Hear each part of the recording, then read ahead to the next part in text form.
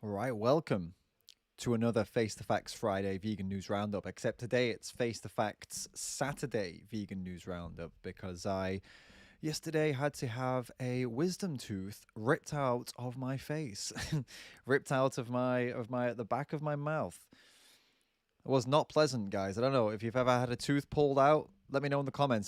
Has it happened to you before? Have you had a tooth pulled out? Did you enjoy the experience? Because I don't think I did really. It was relatively unpleasant, and yeah, it's pretty uncomfortable now too. I feel a little bit tired, but we are going to soldier on because we've got a lot to go through today. We're going to be talking about loads of different stories, from funny to downright ridiculous to interesting and maybe even good news as well. Like we've got a good mix of it. And we've got the meat flake of the week right at the end. This week we've just got one meat flake of the week, so make sure you stick around all the way until the end to find out who that is and what they said and the title of meat flake of the week. Remember, if you want to support the stream, if you're enjoying my work and you're enjoying learning all these different stories and what's going on, there is a link at the top in the pinned comment and also in the description of the video to where you can contribute to the stream with Streamlabs.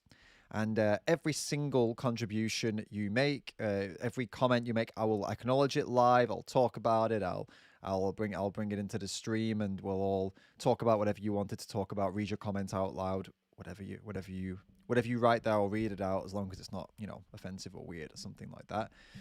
And Streamlabs is the best way to support the stream because it takes the least cut, okay, of the money.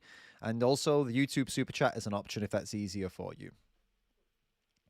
So guys, let's kick off, shall we? Let's talk about the headline story. Animals to be formally recognized as sentient beings in UK law.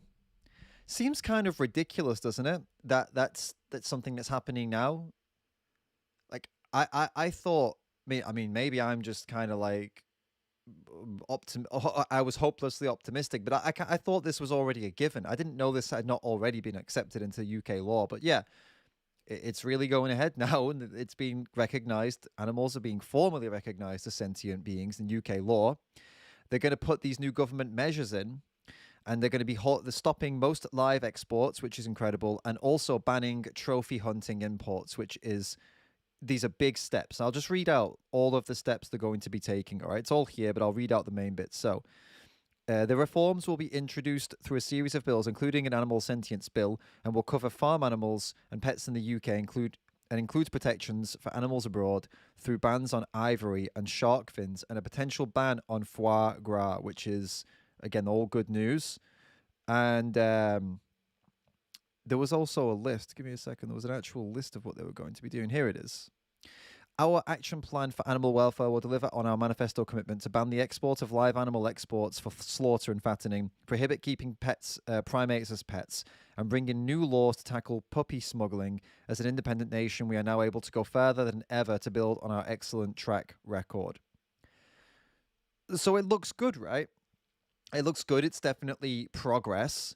I know that some activists have not been completely happy because they have not put a complete ban on live export, but it looks like the ban is going to happen.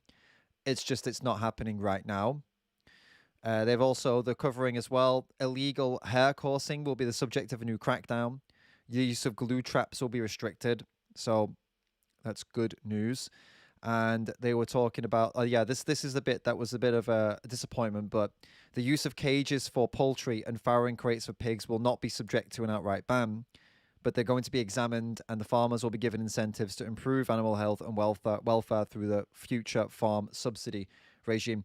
It bothers me that they're planning to subsidize the farmers. I think that's really, when I read that, it really bothered me because when new welfare laws are introduced, it's actually good. But if they're subsidizing the farmers, that it isn't good because actually it's not costing the farmers any more money to do this. And that's why introducing better welfare is good. It's obviously it's not, it makes a slight difference to the animals' comfort before they have their throat slit, which is good. But what the better thing is well, it's good. It's not bad, is it? Okay, it's not good. It's not bad. I guess it's better than not happening. But the main benefit of these welfare laws usually is that it pushes the price up for the farmers. They have to get new equipment and they have to pass new restrictions and things like that. So then it actually works out to cost them more money, which is good. But in this case, it's not going to cost them more money, unfortunately, because the government's going to subsidize them, which is shit. So there's some pros and some cons to this.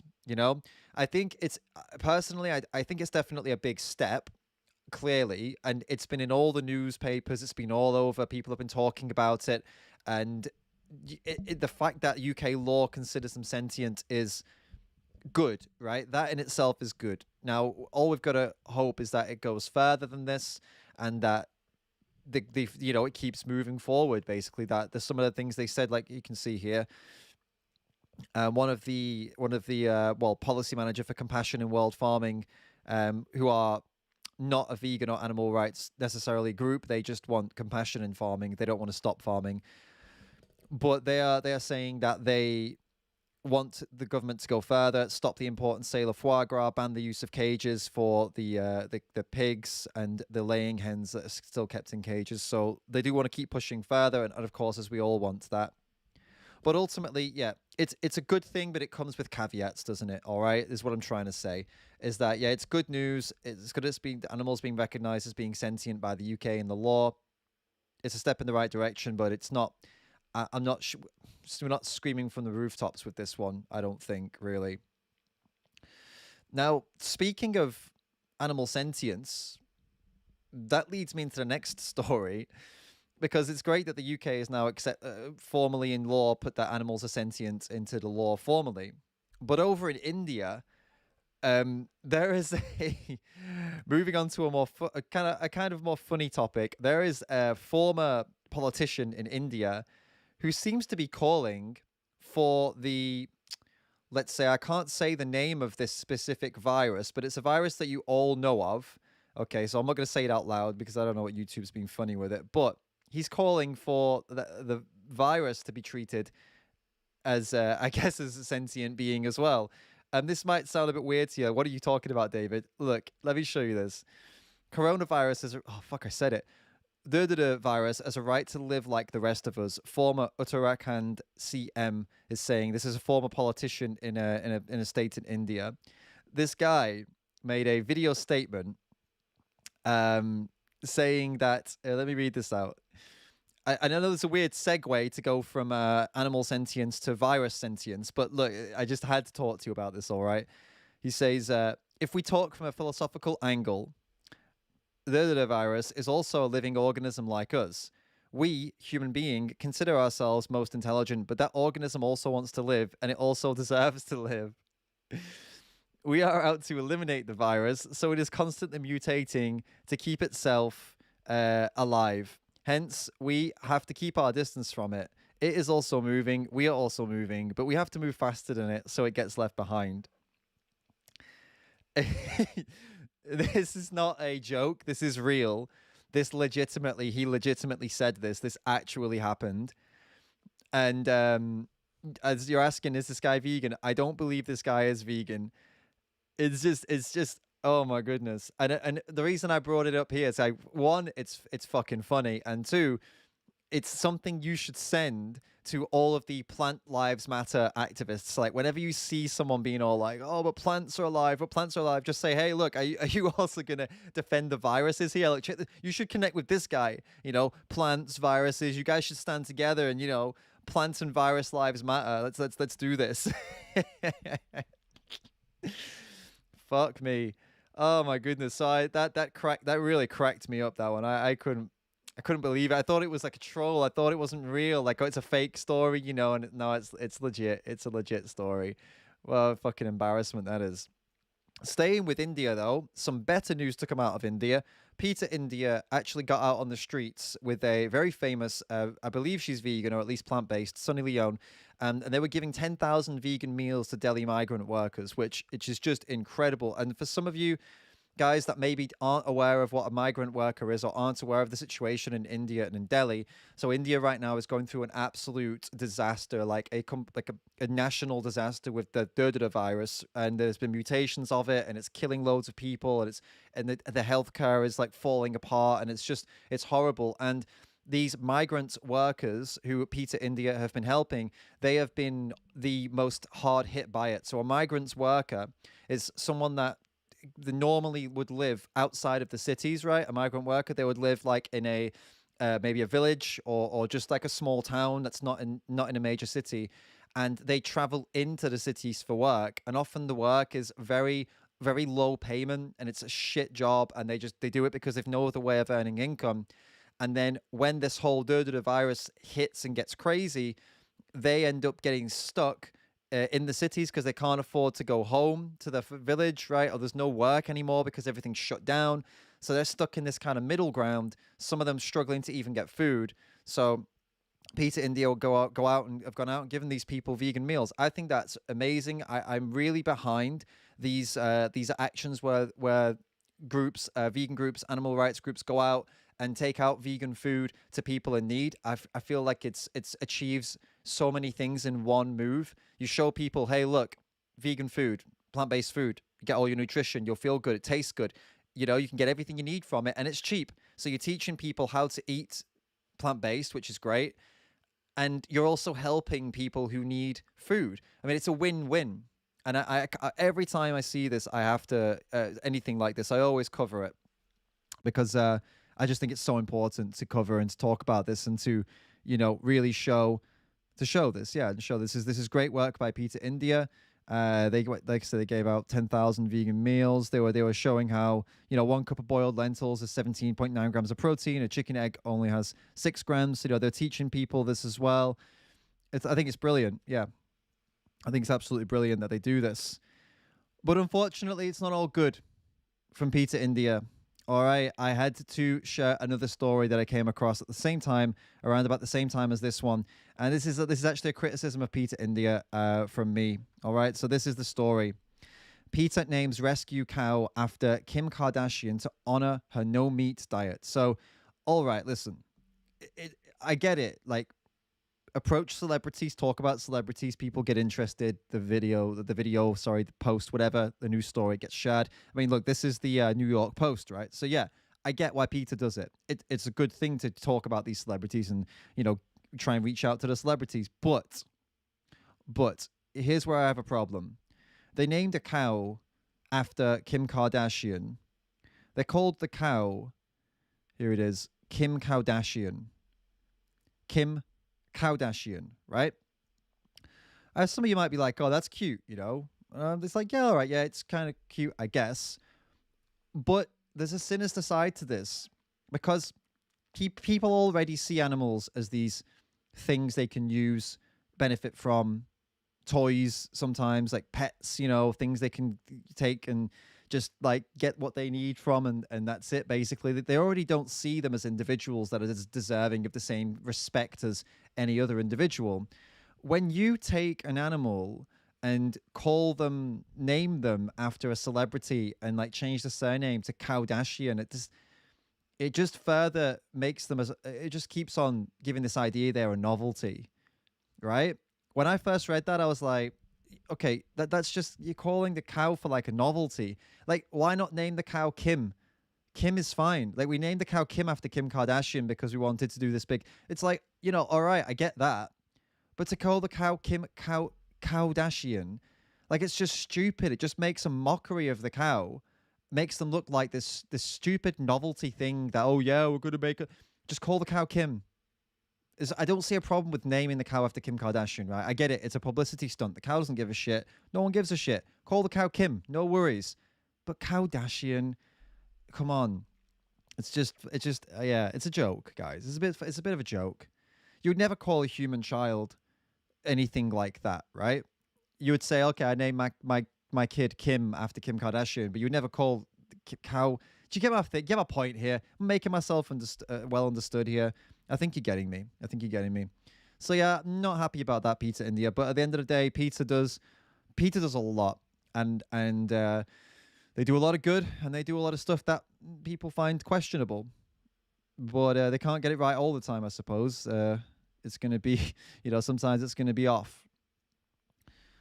All right, next up, I have got some kind of inside info, as I tend to bring to you from the animal ag industry. Just bear with me 1 second. I need to just sort this out. Hold up. Some inside info from the animal ag industry, but I've just messed up my screen. I'm going to drag you back over so it looks a bit nicer, neater. Oh, are we lined up now, guys? Is it lined up? No, it's not lined up yet. Bear with me. Come on, line up. Oh no, too far. This is a weird game for you guys, right? It's a weird thing to be watching, like some weird computer game. All right, here we go. So check this out. This meat and poultry website, they did like a report about responding to disruptive animal activists. Oh God. Now, all this is, guys, it's nothing new. They're just talking about how animal rights activists are getting more brave, getting involved and getting into these places,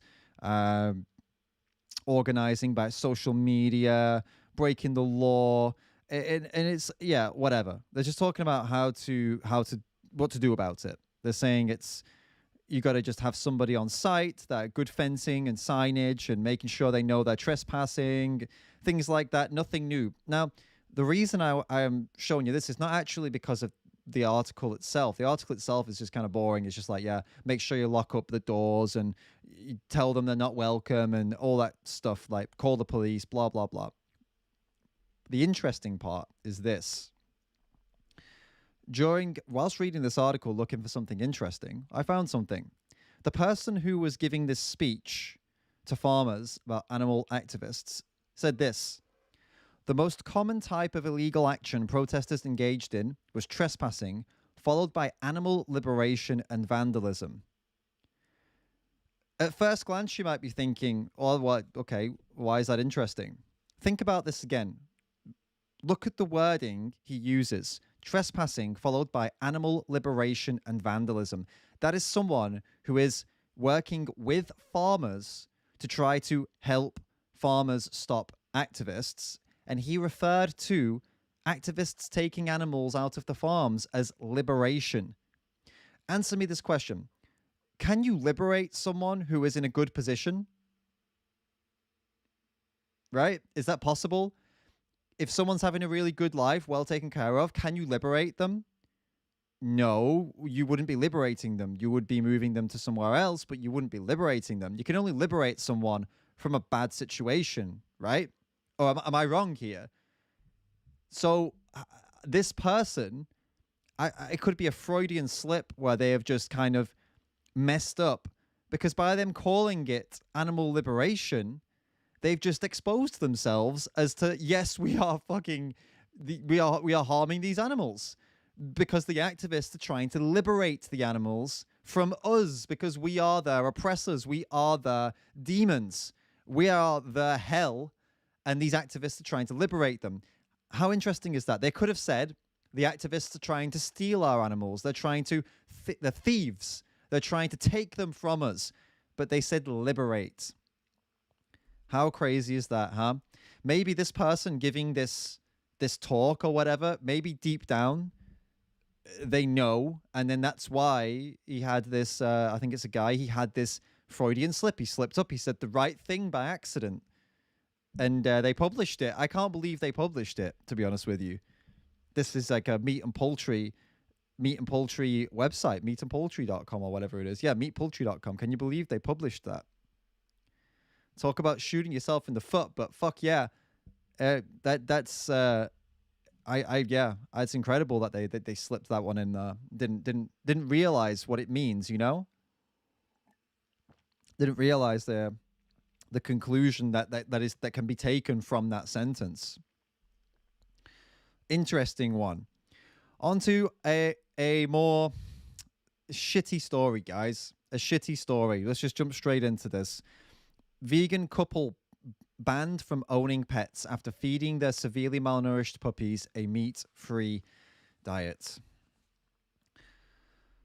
So I read this. It came up on a few websites actually. It's being spoken about a lot right now. It's coming up on lots of different news channels, and let's get into it, guys. So an Australian couple fed their puppies a vegan diet, plant-based diet, consisting of grains and chickpeas. They got charged with animal cruelty, fined, and banned from owning a pet for 3 years. One of these puppies was euthanized because they were too sick, and the other one was rehomed. So there's a lot of information to go through here, but that's pretty much the top and bottom of it. There's one little clip, little quote here. So the RSPCA visited them, and they said, "You eat murdered animals. You'll never be like us. We are vegans and love animals." One of these two people said. So it sounds to me like these two people were some kind of, activists. Some kind of, at least they were very passionate vegans.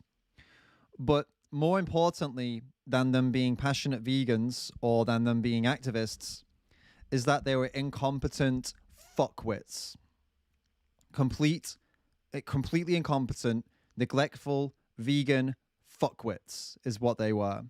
I've got many more words to use for these two fucking morons, but I think fuckwits is about the one I'm going to stick with for now. Moron coming in second place. Complete fucking idiots, guys. Because what they did to these two dogs is unforgivable. They should never have been allowed to take those two dogs if they didn't understand how to feed those two dogs. What if these dogs suffered and died because of these two fucking idiots and their obsession? It seems like obsession with veganism, leading them to completely neglect the diet that these dogs needed, which, by the way, could have been plant-based with the proper supplementation and wasn't, because they were obsessed with, I guess, the idea they could how do you become so fucking deep in a rabbit hole of bullshit that you think you can feed your dogs like nothing, like hardly anything that can actually, keep them healthy? Like they were feeding them, according to this here, they were feeding them grains and chickpeas alone. How could you think that you could feed a dog grains and chickpeas and nothing else and that they will be healthy? Dogs can be very, very healthy on a plant-based diet. They can be. But it's not like you can just feed them grains and chickpeas. If you fed a human grains and chickpeas every single day, they'd probably be relatively healthy, but they wouldn't be getting all the nutrients they needed. And puppies need different nutrition than adult dogs as well. There's just so many levels of how irresponsible these two fucking idiots are. And then what this does now is, as you can see, this headline like this, the headline itself is focused on the fact that they're vegan. The fact that they're vegan is irrelevant. What's important here is that they malnourished animals in their care, and one of them had to be killed for it. So, the fact that they put the vegan in there, that's just for the clickbait, right? To get people to click and get angry. But in reality, they are just as bad, the same as some other non-vegan dog, whatever you want to call them, owners. I don't like that word, but whatever, that do this to their dogs, It pisses me off, guys, and it makes us look fucking terrible as well. Makes us look like a load of ideological idiots, ideologues. It makes us look like ideologues, people who are just, steadfast and obsessed with their own ideology, even if it means harming others and, being irrational and unreasonable.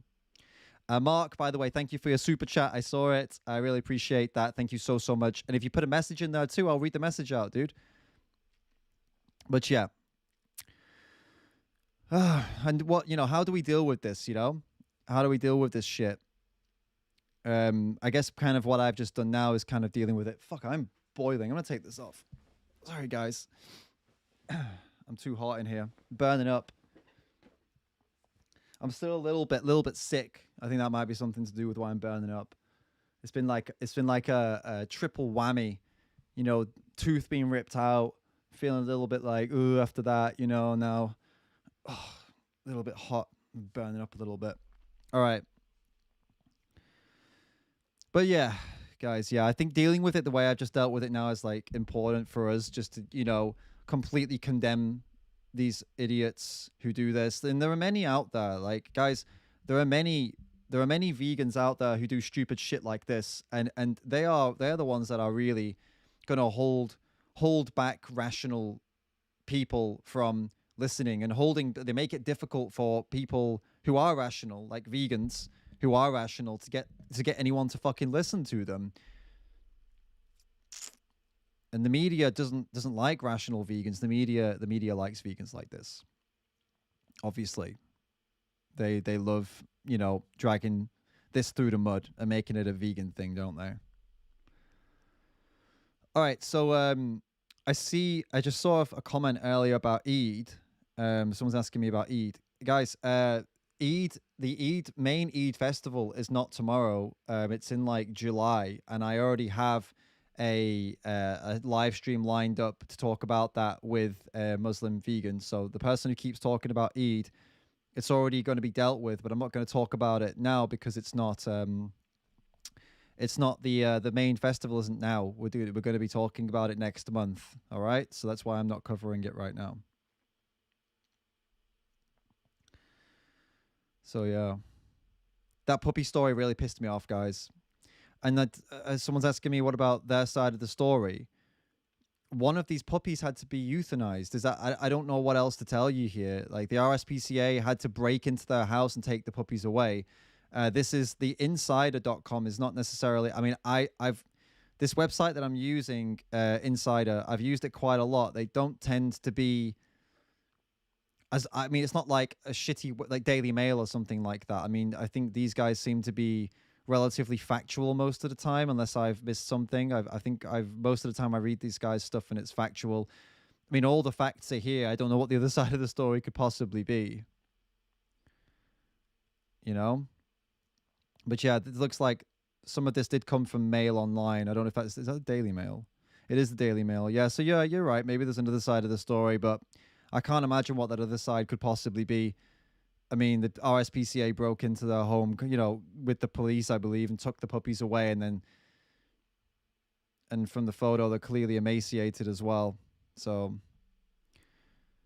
but yeah, who knows the other side?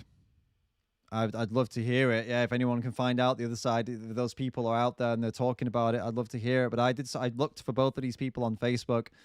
I found who I think is the guy who was involved, and there's nothing on his Facebook about this, so at least nothing public. So I did try to do some research, but couldn't find anything on the other side. So it looks to me like it's like as done a deal as any. That's what happened. And it brings me on to the next story quite nicely, actually, and I think this is really important. Look at this. So in a place in Germany, I don't know where, I think it's like a city, I don't know what Baden-Württemberg is, but they're introducing dog driving licenses. Now, that's not like so that your dog can drive a car, but what they're introducing is a license that you have to get, right? That will make it so that you have to pass you have to get a driving license and pass a test to drive a car. They're making it so that you have to pass a test and get a dog license to be able to take a dog into your care. I think this is brilliant. So this license, let me read out what they're gonna have to do for it. Where is it? Yeah, so the dog driving license would require owners to prove knowledge of their dog's social behavior via a written test and a practical test in front of experts. The exam costs €40. It aims to protect people from dog attacks and, in the interest of animal welfare, to further enlighten owners as to the needs of their dogs. I think this should be rolled out worldwide. I think that if the cost of €40, right, that could be a bit of a deal breaker for some people. But if you can't afford a €40 test to prove that you're not incompetent and that you can care for an animal, you should not take that animal into your care. I stand fast by that, because if you can't afford €40, what the fuck are you going to do when that animal gets sick and needs a vet? Because the vet, that's like $50 off the bat just to get the animal seen, is going to cost you like €50, right? So if you can't afford €40 for this test and to prove that you're not incompetent, to prove you're competent, then yeah, you shouldn't be taking a dog into your car, even if you're rescuing the dog. It's no use rescuing an animal if you don't know what the fuck you're doing and you end up emaciating them or harming them like those other idiots did, right? Or you end up getting them bitten by another dog because you don't understand the behavior, or they bite another dog and then you have to pay a load of vet bills for that other dog, or worse, they kill the other dog because you don't know what you're doing. I think this is a great idea, and I would love it if they rolled this out like as far and wide as possible, so that as many countries as possible, like, you have to pass this test, you have to pay and pass this test. I think it's great, absolutely great. As I said, to reiterate one more time, if you can't afford to pay 40 euros for this test, you shouldn't be rescuing any dog, because dogs cost a lot more than 40 bucks. Trust me. And the things that could happen and most likely will happen, including unexpected vet bills. Maybe they're allergic to something. You have to pay a lot of money for some special food. Like, if you can't afford that, then that dog's gonna have to be like, what, you're gonna have to rehome them or some shit. You're gonna have to, like, maybe take them back to where you took them from. And, like, it's not fair for the dog. If you're not prepared to pay, it's not fair for the dog to go through all of this. So yeah, I think that's an awesome idea. We've got more stories, guys. I've got loads today. We got 1, 2, 3, 4 more stories, and then meat flake of the week. All right, meat flake of the week is coming up. This guy is actually a competitor for that, though. Check this out. Vegan cafe receives threats of violence and arson after farmer questions plant-based menu. This guy is like a famous farmer. Looks a little bit like Benedict Cumberbatch, but a bit more of a tosser vibe to him, because he is a tosser. And he made a post. Let me read out what he said in his. But he did a post about a cafe, right?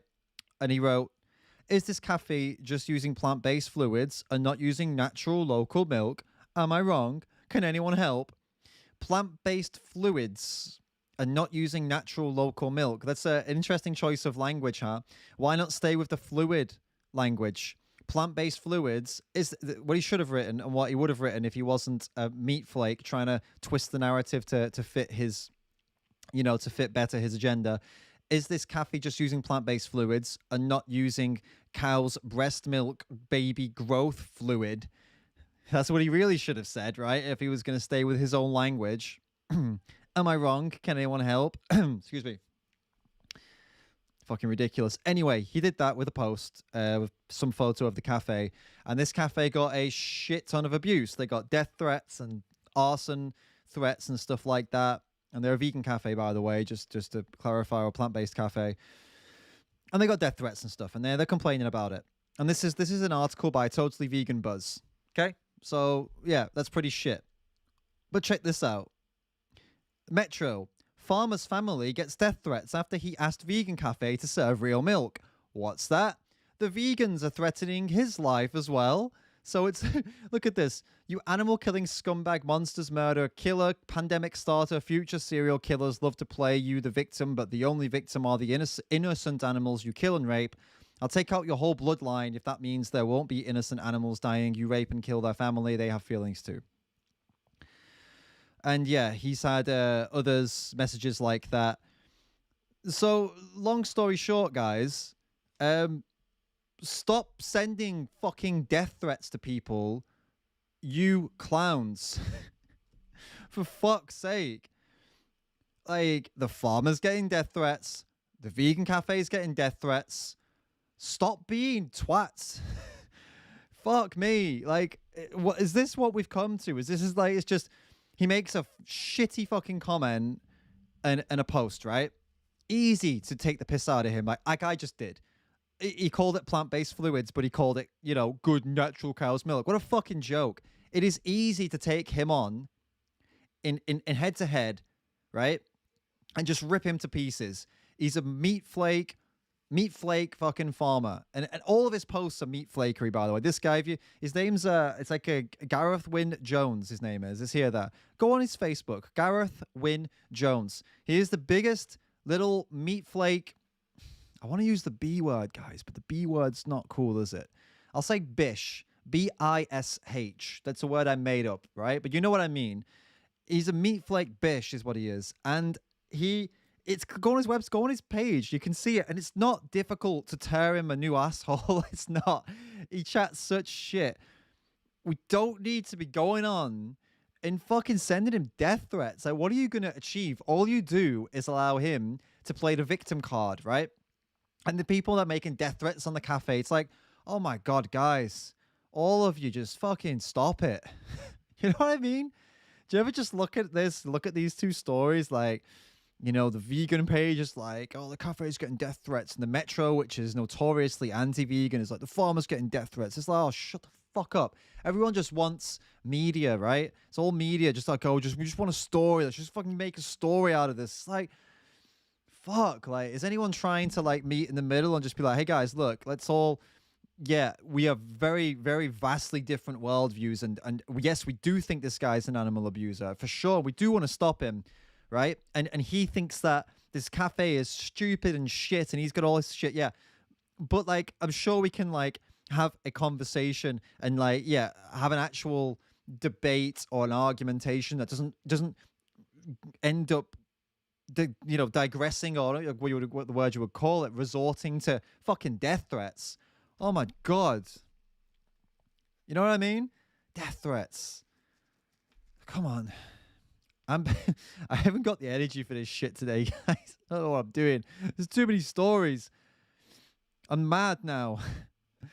All right, let's look at something funny. The whatagnet.com is whatpoultry.com, whatever. This fucking chicken poultry farming website that I usually go to for some funny shit and behind the scenes shit that's going on in animal agriculture. Well, they put out this gem. Poultry veterinarians should also be public educators, they claim. People trust veterinarians for their knowledge, expertise, and empathy.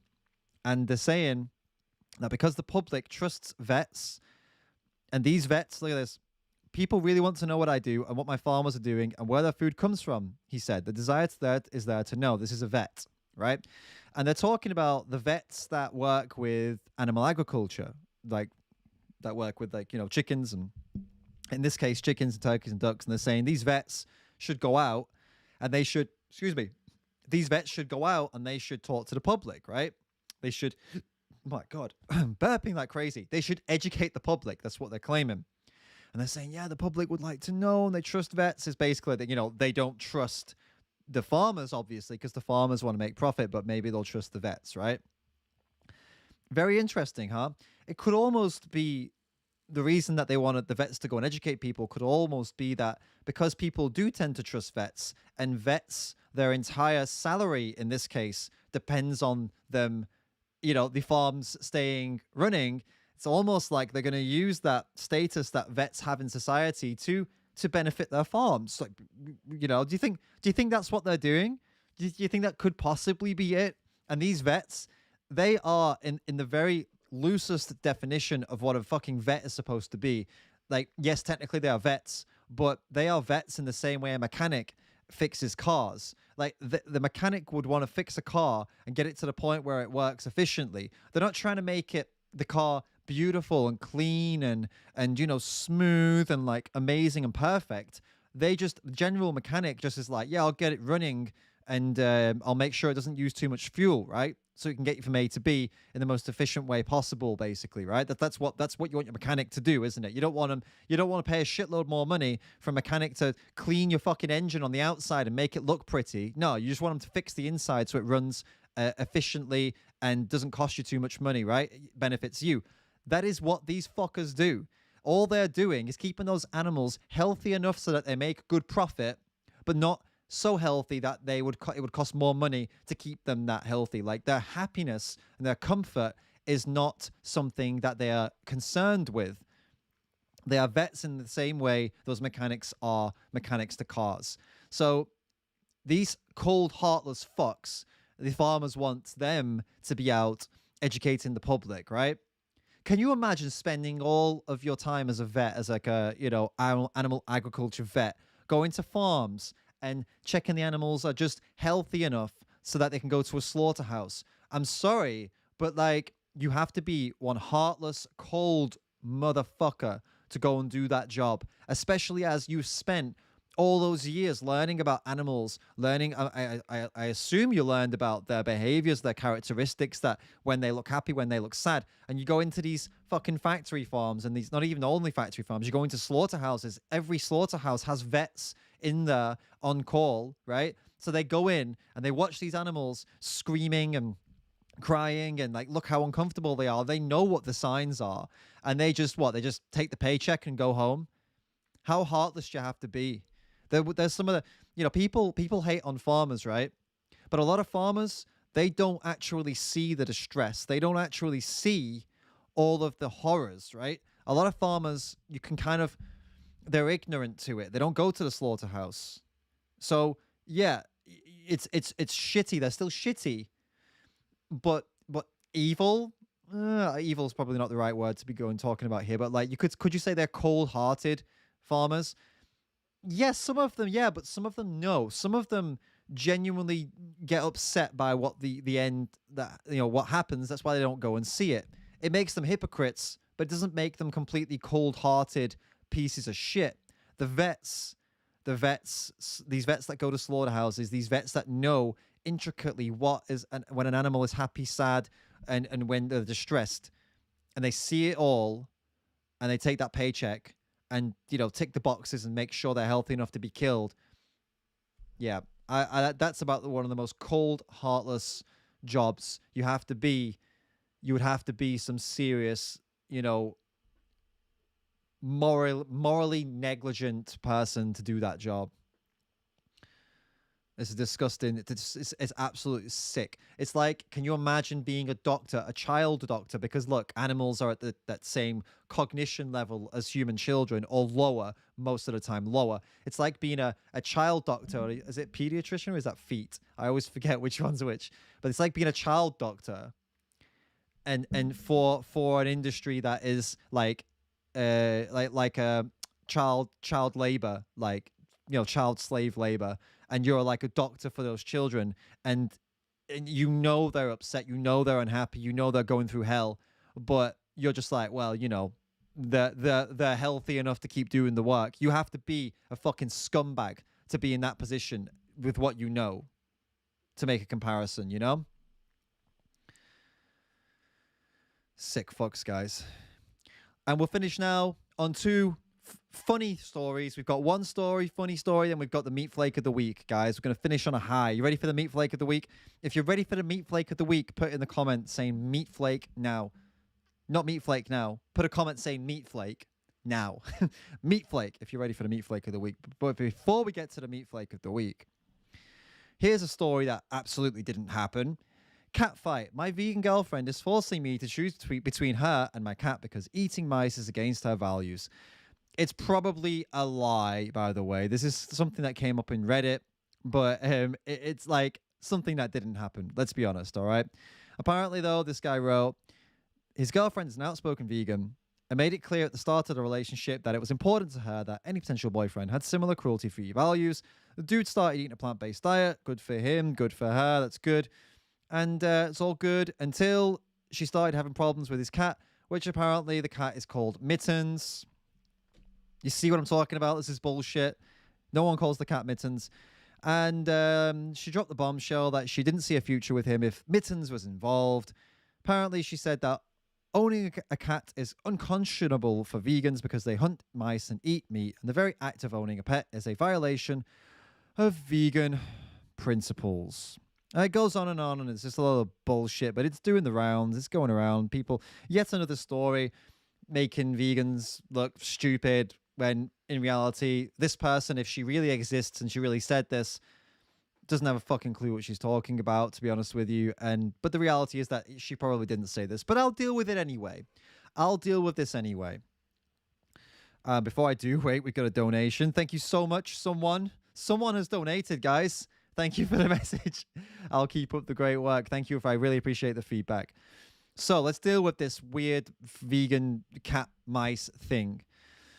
Cats can first of all, vegans owning pets, or what I would prefer to refer it to as having a companion animal, being in care of an animal, having an animal in your care.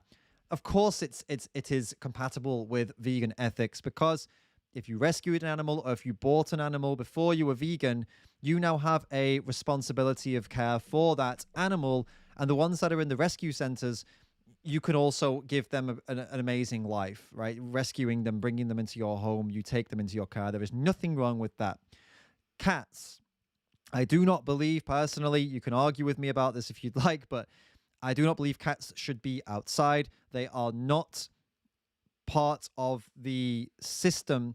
They are a man-made animal. They are a domesticated animal. They are elite killers. And the animals that live outside in nature are not evolved or prepared to deal with a killer like a fucking cat. It's like going to literally, it's like going to like the forest here in Finland where there's lots of deer, right? Deer everywhere, and just letting a load of fucking tigers out, right? Those deer don't have a fucking clue what they're coming up against. It would be completely ridiculous and unfair for us to let out such an elite predator that none of these animals have evolved to deal with, and then just, they'll just wreak havoc, right? That's what happens when you let out a cat and they go out and just wreak havoc and kill for fun, they don't even kill for food because you're fucking feeding them. So they're killing for fun, killing for pleasure. It's ridiculous. So I don't believe that cats should be allowed to roam free outside. I think we should be keeping them inside, or not inside, but like have a place if you can where you set up where they can be outside but not actually get to the outside world like by themselves. Like you can walk them on a leash like you do with the dog, right? Which it is funny to see, right? I'll be honest, it's hilarious to see because you don't expect to see someone walking a cat, right? But I think it's great that some people do that. Or alternatively, you can have like an outdoor kind of area, where they can kind of get outside, but they can't. It's like, I don't know, a netting or something like that stops them from being able to get out. So yeah, I think this is really important. And the other thing as well, which is going to maybe piss you a lot of you off, people have this idea that cats simply have to eat meat. That's not true. It's not true. They have specific nutrition they require from meat. However, most commercial cat foods have synthetic versions of the things that they need. For example, taurine, synthetic taurine is put into cat food most of the time. The stuff you buy at the supermarket. So if you can give them a plant-based alternative with that same synthetic taurine and everything else they need, why would you not do it? Of course, you'd have to monitor them and make sure that they're adjusting well to the new food. And if they're not, then you're going to have to make a decision on how you're going to proceed, right? But at the end of the day, it's been proven all time and time again that cats can thrive on the properly supplemented plant-based diet. And why would you not make the effort to try that with them? Because the alternative is literally killing thousands of animals in that cat's lifetime, right? Thousands of animals will die for you to feed that one cat. How can you justify that? Can you justify that? How? Why? Because you like the cat? You love the cat? What about all the animals that died for that cat? How is that? You do because you don't love them, they deserve to die. Doesn't make any sense, all right? Doesn't make any sense. But it's tough. I understand there are vegans out there that still have cats from, when they took a cat into their care without considering this, and now they are in a position where they're like, what the fuck do I do? I understand it's a predicament. I'm not here to debate with you on like, oh, you should kill your cat. I'm not saying that, guys. That's not what I'm saying. It's tough. It's a tough gray area of, what we do as vegans in these cases, but we have to make the effort to switch those cats over to a plant-based diet and try to see if it can work. And if it works, then fucking awesome. How great would that be? No animals have to die for your companion animal to live, which is brilliant. If not, then yeah, that's another discussion for another time. I've never really got too far into it, but it's definitely a discussion, another discussion for another time on a longer live stream.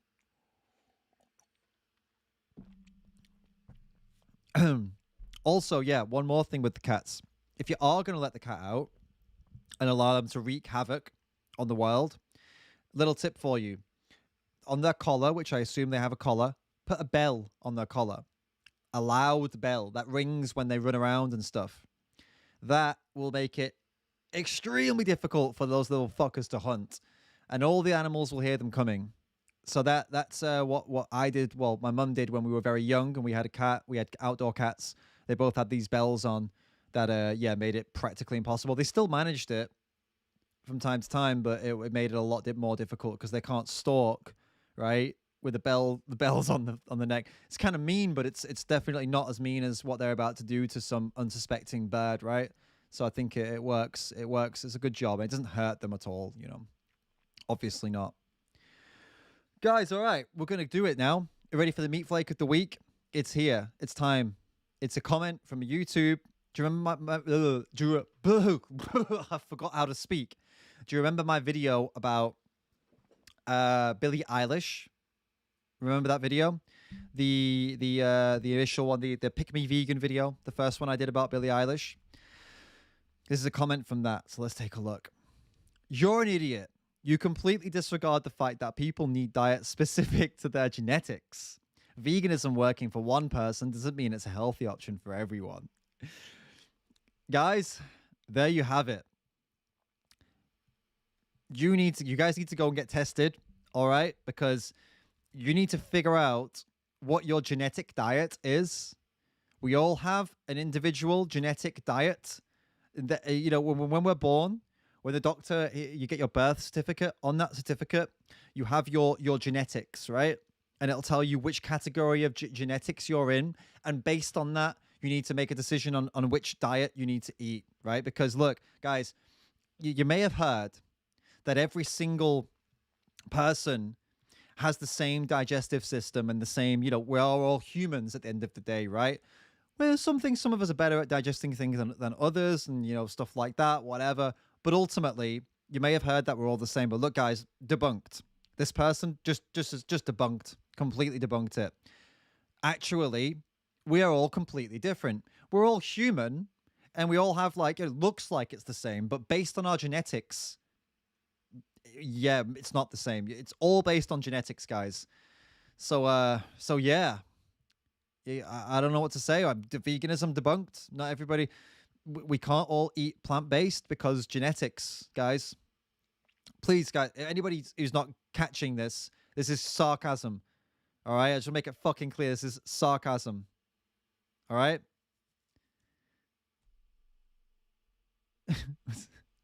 So I want to make that real clear to you guys. So I was reading a comment, got distracted. But anyway, yeah. That's all I've got to say about that. I just wanted to show it. I've got nothing else witty to say. I guess I could just completely confirm to you that no, it's not dependent on genetics whatsoever. And people don't need diet specific to their genetics. And veganism working for one person doesn't mean it's a healthy option for everyone. Veganism is not a diet. The plant-based diet is a diet. And the plant-based diet can work for everyone and will work for everyone when they're eating a balanced plant-based diet that, you know, suits them. Some people are allergic to lentils, so okay, eat chickpeas. Some people are allergic to chickpeas, so eat lentils. Some people don't like, or not don't like, that doesn't matter, but are allergic to, I don't know, fucking rice. Okay, then eat quinoa. I don't know, guys. There's a plant-based diet for everyone. But at the end of the day, we should make an effort, right? Shouldn't we? That's the point. Is that a joke that someone I saw? I'm going to look at a few comments now. I see Adidas here. I don't like this discriminatory view on living beings. David Rams, goodbye and take care. It seems like a joke. I can't tell if that's a troll. Are you just messing around there? Is that discriminatory view on the coronavirus? Are you annoyed about that? That would be very interesting if so.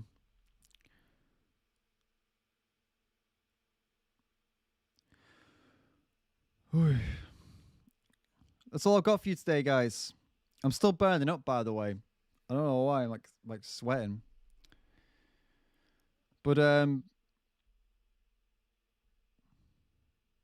yeah, I'm caught up with the comments. That's all we've got for this week. The meat flakery will be back in the next week. I'll have a few more for you this week. I've not been too active on social media, which is why I only have the one meat flake of the week this week. But I'll try and get some more for you for next time. And we may or may not do a live stream tomorrow, depending on whether I feel up to it or not, I'll be honest with you. I've not been too sharp today. I don't feel like I'm too sharp today, and I'm burning up a little bit. So I think it might be an idea just to take a break tomorrow. But we'll see how it goes. I should probably let you know that if we do actually go ahead with a live stream tomorrow, it would be an interview with Bobby Lynch, the activist who got into like a fist fight with the slaughterhouse workers. Now, some of you may have already seen that live stream that I did, and the reason I'm doing it over again is because the connection was shit and the video was shit, and I feel like it was a real missed opportunity. So if you might come to that stream and you'll be like, what the fuck? Like, what's going on? Why is this like a repeat? It's not going to be exactly the same, but it's going to be quite similar to the first time we did it. And it's because I think like it's a good video for people to get onto, and like, you know, non-vegans getting onto as well. And it's a shame that the original stream didn't go well. So come and watch it again if you want. Bobby's a great guy, but I'll understand if you don't want to watch it all over again. But we'll try and mix it up. We'll try and make it a bit different this time, you know, try and do something, try and mash it up a little bit.